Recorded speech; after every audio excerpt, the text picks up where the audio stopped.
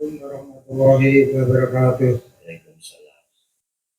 Yang kami hormati dosa, yang kami hormati bapak-bapak, ibu-ibu, yang ingin saya sampaikan pada kesempatan malam hari ini, kita bersyukur kepada Allah Subhanahu wa Ta'ala bisa bertemu dengan guru mursyid yang mengajarkan kepada kita tauhid tingkat tinggi. Mudah-mudahan apa yang diajarkan kepada kita semuanya bisa kita resapi, bisa kita laksanakan, dan bisa kita bertemu kepada Allah Subhanahu wa Ta'ala. Amin ya rabbal alamin. Yang menjadi ganjalan saya yang ingin saya sampaikan,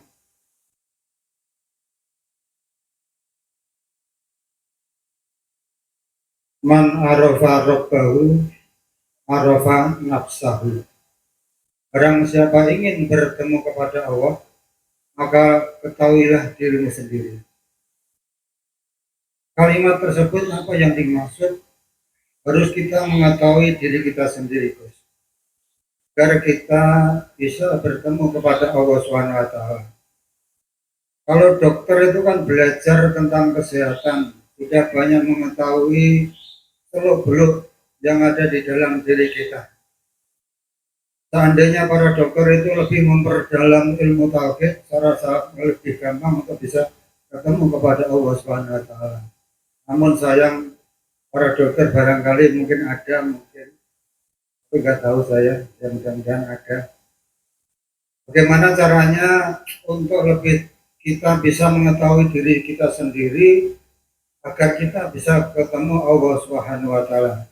Nabi Muhammad SAW dalam istirahatnya adalah sholat. Beliau dalam sholat, khususnya sholat sendirian itu lebih lama, karena beliau meyakini bahwa mi'rajul mu'minin as-sholat. Ketemunya, mi'rajnya orang mukmin kepada Allah dengan sholat. Apakah mungkin, Gus, kita semua dengan sholat itu bisa bertemu kepada Allah SWT bagaimana Nabi Muhammad SAW dalam melaksanakan sholat? Qad aflahal mu'minun fi sholatihim khashi'un. Berbahagialah orang yang dapat sholat dalam keadaan khusyuk. Itulah yang dapat kami sampaikan. Mudah-mudahan bisa mendapat jawaban dari Gus. Terima kasih. Wassalamualaikum warahmatullahi wabarakatuh. Waalaikumsalam warahmatullahi wabarakatuh. Tadi saya katakan disebut manusia itu terdiri jasmani dan rohani. Sebatas syariat itu mengenal anatomi di dalam jasmani, mempelajari apa yang ada di dalam jasmani, sehingga ilmu agama Islam tentang syariat itu memberikan petunjuk akhlak secara jasmani, disebut akhlak istimaiyah. Akan tetapi kita harus ingat, ada satu hadis Kanjeng Nabi, aku tidak akan diperintah Allah ke bumi ini hanyalah untuk menyempurnakan akhlak manusia. Innama bu'itsu liutamimma makarimal akhlak. Kesempurnaan akhlak inilah yang dimaksud dalam hadis itu akhlak ilahiyah, yang langsung hubungan terhadap anatomi ruhaniyah.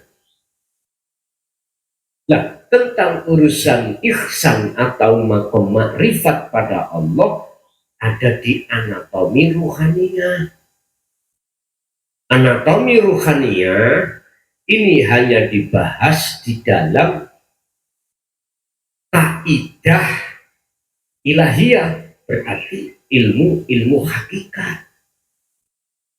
Oleh sebab banyak umat manusia mencampakkan, nggak mau tentang ilmu yang mendidik, mempelajari anatomi ruhaniyah lah, akhirnya potret karakter sifat manusia itu seperti apa yang Allah katakan di dalam salah satu ayat, ulaika kal an'am bal hum adhal, seperti segel papat.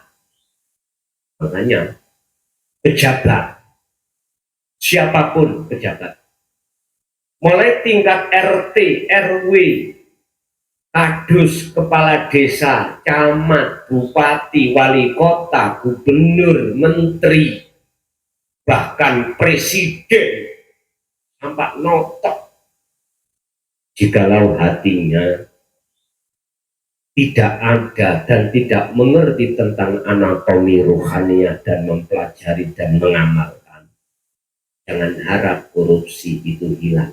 Ora iso. Sepanjang sejarah di negara manapun pasti. Karena ini memang sudah rumus.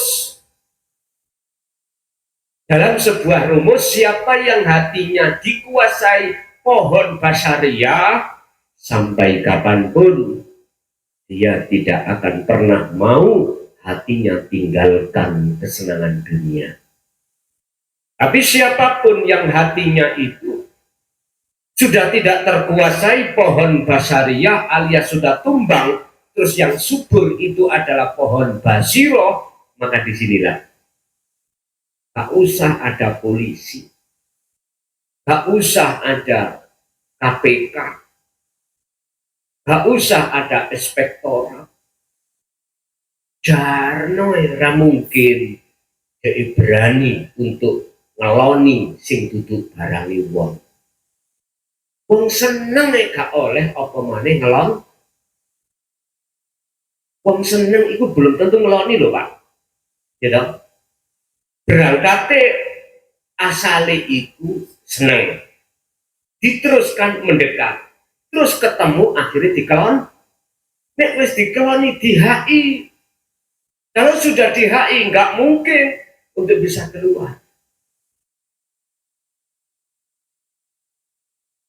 Tapi bukan berarti adanya KPK, adanya inspektorat, adanya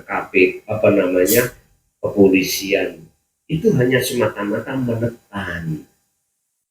Cuman kadang-kadang petugasnya ya melok kadang-kadang loh ya. Artinya ya gak seluruhnya, lihat aja nanti. Indonesia itu Pak, aslinya makmur, tongkat diuncep noai wis dadi singkong. Coba ning ngarep mriku. Boten sadar. Makanya mengapa ning Quran iku ono istilah baldatun thayyibatun wa rabbul ghafur, itu di situ. Cuma sumber daya manusianya inilah yang perlu ditandani. Lah ketepatan itu salah satu di antaranya lembaga yang bernaung di situ untuk menciptakan generasi non korupsi adalah Jaya Baru, karena isi apa yang diajarkan itu adalah mengenal anatomi rohaninya ini supaya mengenal dirinya. Kalau sudah mengenal dirinya, maka betul-betul mengenal Tuhannya sesuai dengan apa yang jenengan sebutkan tadi. Sing sapa wonge pengin ketemu Gusti Allah, mongko dheweke terlebih dulu kudu kenal dirinya sendiri. Di dalam rohaniah ini kita harus mengenal nafsu. Siapa nafsu? Kita harus mengenal akal. Kita harus mengenal ruh. Cuman itu. Dalam diri sampai ini tiga nih yang harus jenengan ini oyak-oyak, yang harus panjenengan oyak-oyak. Makanya mengapa kami mengatakan bimbingan teknis mulai dasar tauhid ini untuk harus sampean kali kulo terima dan kita pahami, selanjutnya kita amalkan, itu sesungguhnya akan mengenalkan dirimu terhadap dirimu sendiri. Urusan umat ini mengindahkan atau tidak bukan urusanku. Sing penting sudah saya woro-woro. Urusan mau menerima dan tidak itu hak panjenengan, dan ingat, saya tidak akan pernah menyalahkan jenengan yang menolak. Tidak, karena semua diri manusia itu ada prosesnya masing-masing. Tapi satu hal yang harus kau ingat, letak kesadaranmu nanti ketika di dunia ini sudah habis, maka idza jaa ajaluhum, ketika ajal itu datang, detik-detik disitulah kesadaranmu akan timbul. Tapi waktunya sudah habis. Tentang masalah anatomi ruhaniyah mengenal diri secara ringkas semua. Apa si awak diri? Umumnya ngomong makhluk. Lah ngerti nggih? Oke. Sampai ojo memandang dari sisi makhluk.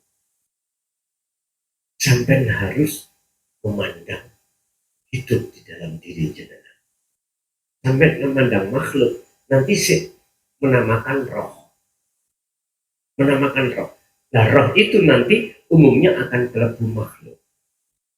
Kalau sampai memandang urip, hidup, itu lebih banyak larinya kepada Allah. Sebab al-hayyu itu adalah sifat yang wajib dibawa oleh Allah, Sang Pencipta. Disitulah nanti jenengan di samping sudah mengenal nama la ilaha illallah, juga sudah mengenal sifat termasuk hidup. Di situ dilanjutkan, Anda harus mengenal zatnya supaya mengenal aku. Inilah tauhid la ilaha illa anta sampai la ilaha illa ana.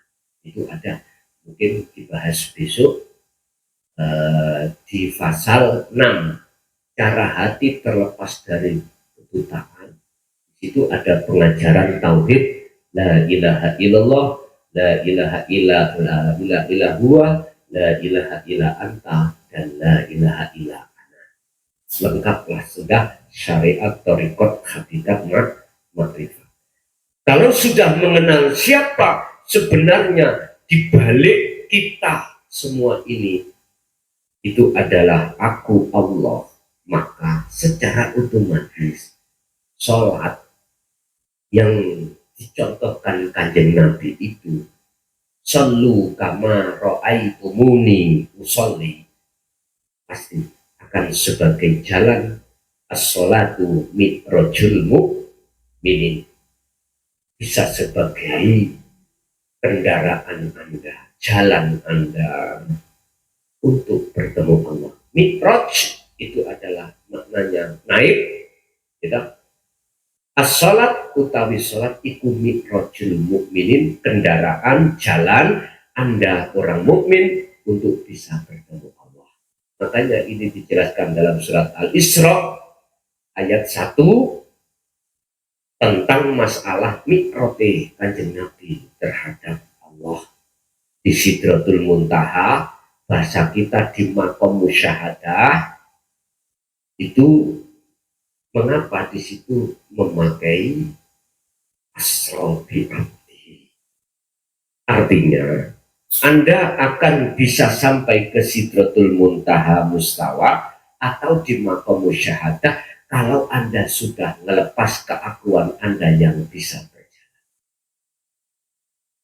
Asra kang nglakokake sapa alladzi urip mau biabdihi kelawan kawulane alladzi, berarti Muhammad sudah tidak ngakui olehnya bisa berangkat sendiri. Tidak, dia justru merasa berangkatnya itu karena diberangkatkan oleh Allah. Ini harus sampai lepaskan nanti. Harus sampai lepaskan. Setelah detik-detik di musyahadah, itu berarti tidak ada yang memperjalankan, tidak ada yang dijalankan. Pelakunya hanya tunggal. Ya berlaku sendiri diterangkan di dalam sifat salbiyah, qiyamuhu binafsihi, berjalan sendiri. tentu eling ati sampean wis gak ono rasa makhluk, tentu eling ati sampean rasa sing muncul Allah atas segala hal apapun. Nantinya di situ pertanyaannya, apakah di dalam waktu sholat itu bisa bertemu Allah? Jawabannya tidak dan bisa. Tidak bagi siapa, bisa bagi siapa. Kalau bahasanya Sayyidina Ali nggak bisa, loh wonten sing ngomong.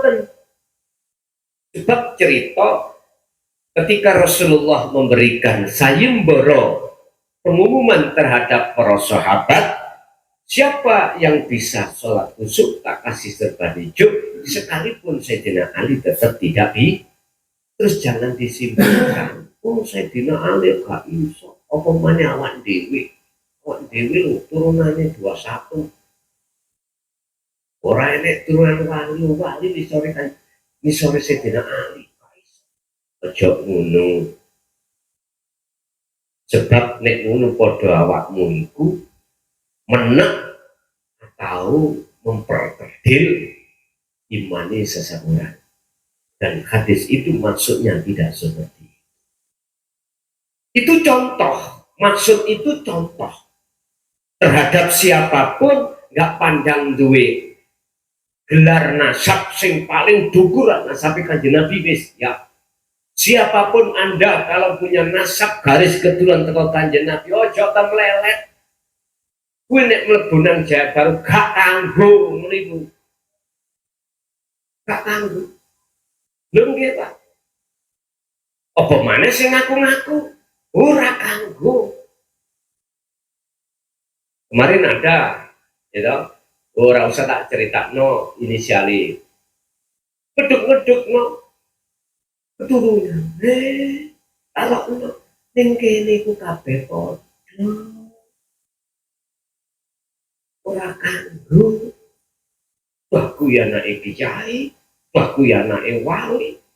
Nek wis mlebu ning Jaya Baru, kuwi diuntal bajul. Wis entek kowe. Gak kanggo kowe iki. Nek iku masih digawa, walaupun kuwi mlebu nek Jaya Baru 30 tahun, metu yo gak nggo ijazah. Metu gak nggawa derajat di mata Allah. Karena ini penghalang. Yang saya kena tak eling gak kena ati mulo terserah. Lho nggih, sing duwe keturunan api iki lho. Sing duwe nasab api. Kena tak kandhani monggo, ora kena ya sakarepmu. Intine sisa umurmu iki lho aja kok gawe takabur tentang nasab. Berapa tahun ini gegeran nasab nih, wis durung mari-mari. Iku gak iso mari, Pak. Mari nek nek matek bongko kabeh. Baru mari. Nyun sewu. Semuanya memang ada nilai minus. Sekalipun jenengan ini hak secara gen dohiriyah ada, belum tentu gen rohaniah ada. Matek ini.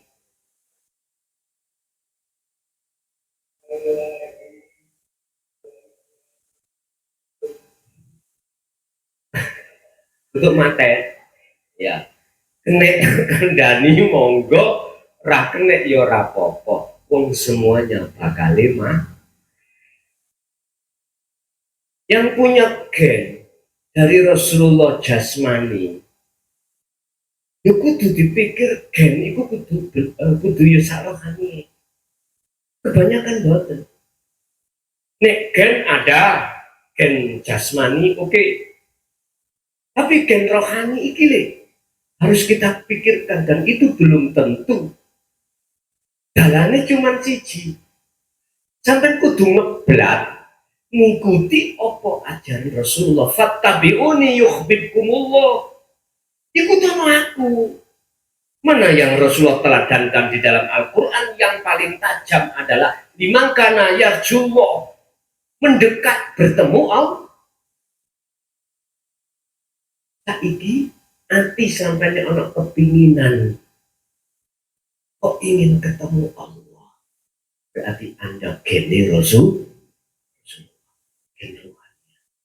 Walaupun gen jasmani yang gak ada, nyempal waduh misalnya ya, tapi gen ini rohaninya ada, gak jauh berbeda. Sebab ngenten Pak, berawal dari ayat nurun ala nurin yahdillahu linurihi mayyasha. Allah menghendaki pada hamba siapapun yang Allah kehendaki tentang nurun ala nurin, yaitu cahaya marifat, semata-mata untuk menjadikan Anda rohaninya bisa bertemu Allah. Itu urusannya Gusti. Walaupun ada nasab gen jasmania terhadap Rasul, jikalau tidak Allah kehendaki untuk makrifat, berarti bukan berarti gen rohaninya ada. Betul? Kurang ide ya apa Abu Jahal. Halo, jenengan kali kula pamane. Ayo, pamane Rasulullah. Gen rohaninya enggak ada. Iki tidak diurus munggah Nabi Ibrahim. Jadi gampang Pak goleki gen niku secara rohani. Dari situ nek atine iku ahli hijab, berarti tidak ada gen. Nek atine iku ahli syuhud, ada keinginan untuk bertemu Allah. Itu tanda-tanda jenengan geni Rasul.